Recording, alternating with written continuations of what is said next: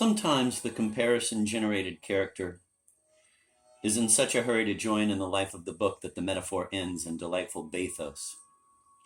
A drowning man, it is said, will catch at the smallest chip of wood because at the moment he has not the presence of mind to reflect that hardly even a fly could hope to ride astride that chip, whereas he weighs almost 150 pounds, if not a good 200. Who is that unfortunate bather, steadily and uncannily growing, adding weight, fattening himself on the marrow of a metaphor? We never shall know. But he almost managed to gain a footing.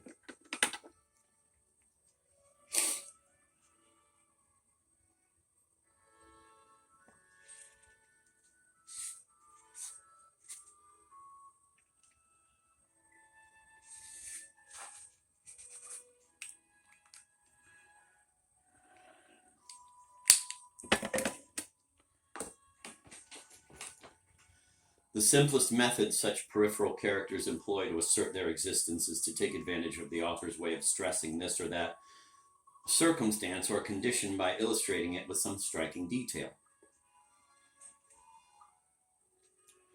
The picture starts living a life of its own, rather like that leering organ grinder with whom the artist in H.G. Wells' story The Portrait struggled, by means of jabs and splashes of green paint when the portrait he was making became alive and disorderly.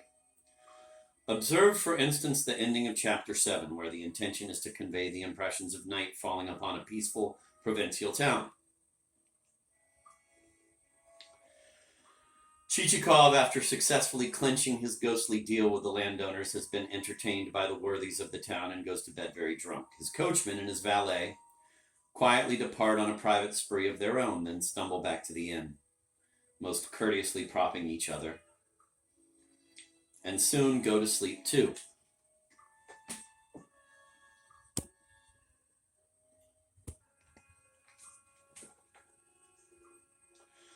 Quote, emitting snores of incredible density of sound, echoed from the neighboring room by their master's thin nasal wheeze. Soon after this, everything quieted down and deep slumber enveloped the hostelry. One light alone remained burning, and that was in the small window of a certain lieutenant who had arrived from Ryazan, and who was apparently a keen amateur of boots, inasmuch as he had already acquired 4 pairs and was persistently trying on a 5th one. Every now and again he would go up to his bed as though he intended to take them off and lie down, but he simply could not. In truth, those boots were well made, and for a long while he kept revolving his foot and inspecting the dashing cut of an admirably finished heel. Thus the chapter ends, and that lieutenant is still trying on his immortal jackboot, and the leather glistens, and the candle burns straight and bright in the only lighted window of a dead town, in the depth of a star-dusted night. I know of no more lyrical description of nocturnal quiet than this rhapsody of the boots. The same kind of spontaneous generation occurs in chapter 9, when the author wishes to convey, with special strength, the bracing turmoil which the rumors surrounding the acquisition of dead souls provoked throughout the province. Country squires who for years had been lying curled up in their holes like so many dormice all of a sudden blinked and crawled out. There appeared a certain Sisoi Pafnutyovich and a certain MacDonald Karlovich, a singular name to say the least, but necessary here to underline utter remoteness from life and the consequent irreality of that person. A dream in a dream, so to speak, about whom nobody had heard before, and a long, lean, impossibly tall fellow, literally, quote, a certain long one of such tall stature as had never been even seen, with a bullet wound in his hand.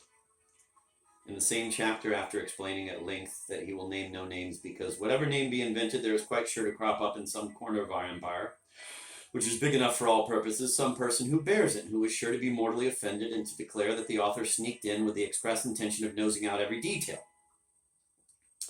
Gogol cannot stop the 2 voluble ladies whom he sets chattering about the Chichikov mystery from divulging their names, as if his characters actually escaped his control and blurted out what he wished to conceal.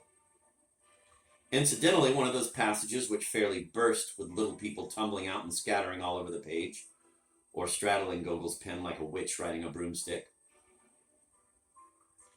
reminds one in a curious anachronistic fashion of a certain intonation and trick of style used by Joyce in Ulysses.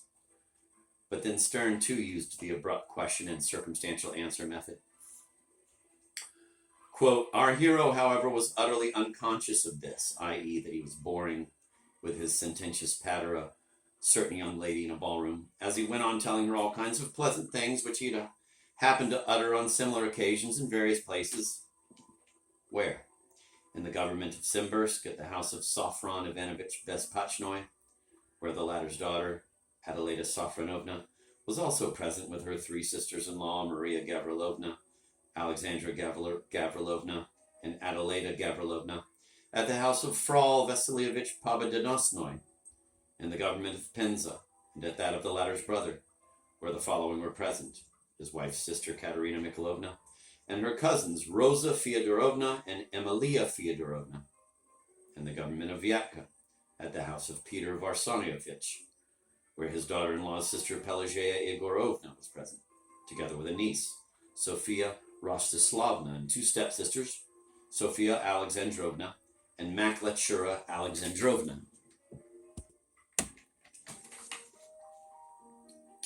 Through some of these names runs that curious foreign strain, quasi-German in this case, which Gogol generally employs to convey a sense of remoteness and optical distortion due to the haze. Queer hybrid names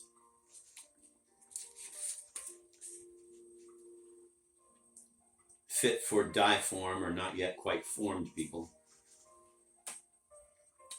And while Squire Bespechnoi and Squire Pobedonosnoy are, so to speak, only slightly drunken names, meaning as they do, unconcerned and victorious.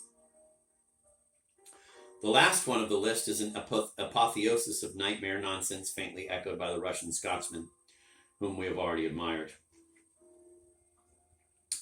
It is inconceivable what type of mind one must have to see in Gogol, a forerunner of the naturalistic school and a realistic painter of life in Russia. Not only people, but things too indulge in these nomenclatorial orgies. Notice the pet names that the officials of the town of N give to their playing cards. Chervy means hearts, but it also sounds very much like worms, and with the linguistic inclination of Russians to pull out a word to its utmost length for the sake of emotional emphasis, it becomes chervatochina, which means worm-eaten core. Piki, spades, French peaks, turn into pikincha. Pikendra's, false Greek ending, or pichura, a faint ornithological shade. Sometimes magnified into Pitcherishchuk, the bird turning, as it were, into an antediluvian lizard, thus reversing the order of natural evolution. The utter vulgarity and automatism of these grotesque nicknames, most of which Gogol invented himself, attracted him as a remarkable means to disclose the mentality of those who used them.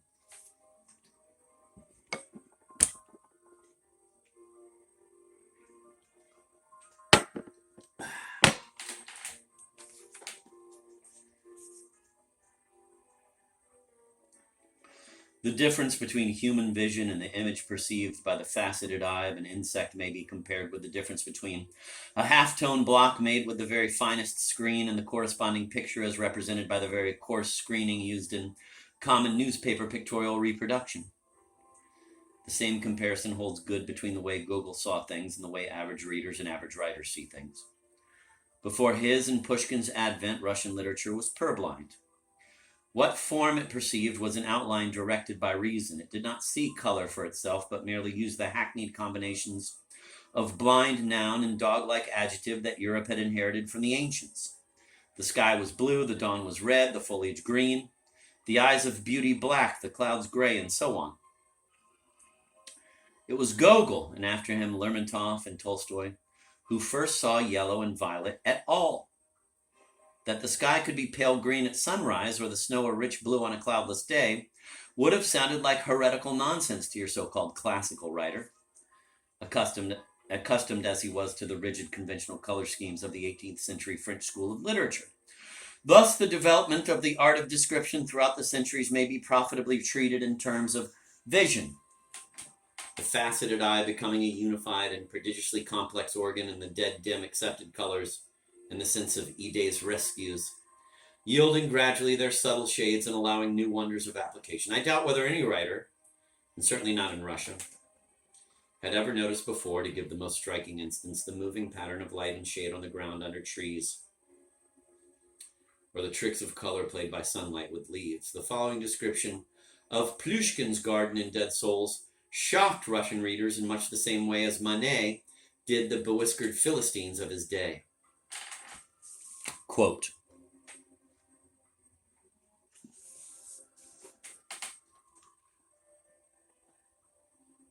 an extensive old garden which stretched behind the house and beyond the estate to lose itself in the fields, alone seemed, rank and rugged as it was, to lend a certain freshness to these extensive grounds, and alone was completely picturesque in its vivid wildness.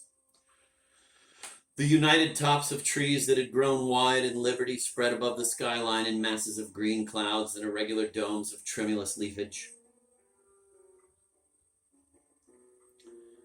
The colossal white trunk of a birch tree deprived of its top, which had been broken off by some gale or thunderbolt, rose out of these dense green masses and disclosed its rotund smoothness in midair.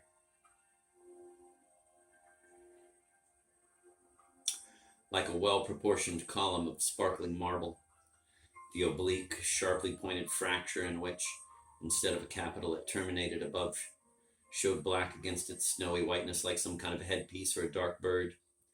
Strands of hop, after strangling the bushes of elder, mountain ash and hazel below, had meandered all over the ridge of the fence, whence they ran up at last to twist around the truncate birch tree halfway up its length. Having reached its middle, they hung down from there and were already beginning to catch at the tops of other trees, or had suspended in the air their intertwined loops and thin, clinging hooks which were gently oscillated by the air.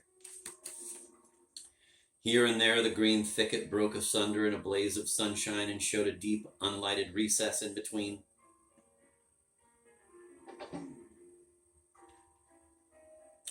Similar to dark gaping jaws.